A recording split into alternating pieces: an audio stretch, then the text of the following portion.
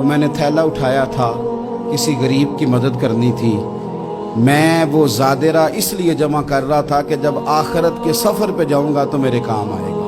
حضرت امام زین العابدین رضی اللہ تعالیٰ عنہ اخلاق عالیہ کی ان بلندیوں پر فائز تھے کہ جن کی بہرحال پیروی انسان کو بہت سارے خوبصورت رویوں سے آشنا کر دیتی ہے۔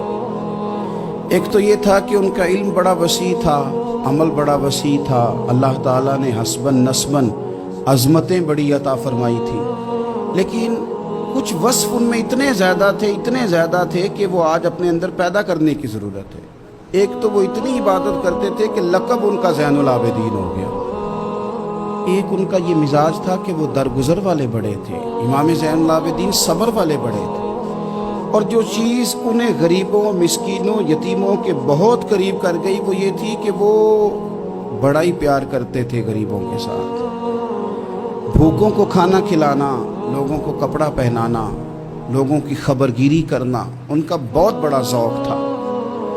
سیدنا امام زین العابدین رضی اللہ تعالیٰ عنہ کے بارے میں ابن شہاب زہری کہتے ہیں کہ میں نے ایک دن بارش میں دیکھا کہ امام صاحب نے ایک بڑا وزنی تھیلا اٹھایا ہوا اور جا رہے ہیں۔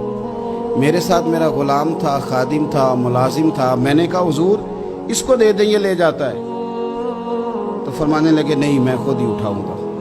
میں نے کہا حضور مجھے دے دیں، پھر میں اٹھا لیتا ہوں، کہاں جانا ہے؟ فرمانے لگے میں نے سفر کرنا ہے، تو یہ زادِ راہ ہے جو میں نے اٹھایا ہوا ہے، سفر کی ضرورت کا سامان ہے۔ کہتے میں سمجھا کہیں دور سفر پہ جا رہے ہیں، پر صبح نماز میں میری ملاقات ہو گئی تو میں نے کہا حضور آپ گئے نہیں، آپ تو رات سفر پہ جا رہے تھے۔ چپ کر گئے۔ میں نے دوبارہ پوچھا تو کہنے لگے زہری تو میری بات سمجھا نہیں، وہ میں نے تھیلا اٹھایا تھا، کسی غریب کی مدد کرنی تھی، میں وہ زادرہ اس لیے جمع کر رہا تھا کہ جب آخرت کے سفر پہ جاؤں گا تو میرے کام آئے گا۔ 100 گھر تھے مدینہ منورہ میں، 100 گھرانے جن کے گھر میں 3 وقت کا کھانا پہنچتا تھا، ان کے بچوں کے ان کے لیے کپڑے پہنچتے تھے، ضروریات کا سارا سامان پہنچتا تھا، لیکن ان 100 گھروں کو پتہ نہیں تھا کہ کہاں سے آتا ہے، نہیں پتہ تھا۔ کوئی بیٹھا ہوا مجھے دور دعا دیتا ہے، اگر وہ لانے والے سے یا دے کے جانے والے سے کبھی پوچھتے کہ کس نے بھیجا ہے تو کہتے آگے سوال نہ کرنا، ایسا نہ ہو کہ دینے والا ناراض ہو جائے، بھیجنے والا آپ کی اس بات سے نالاں ہو جائے۔ یہ ہمیں حکم نہیں ہے، پہنچانے کا حکم ہے، بتانے کا نہیں۔ اور یہ کام ایک دن نہیں ہوا، یہ سالوں ہوتا رہا۔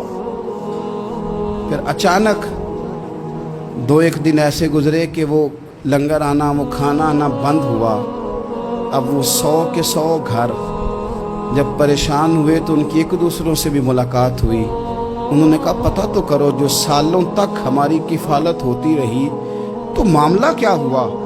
جب لوگوں نے خبر گیری کی تو پتہ چلا جس دن سے امام زین العابدین کا وصال ہوا ہے اس دن سے یہ کھانا اور یہ لنگر ہمارے گھر آنا بند ہوا ہے۔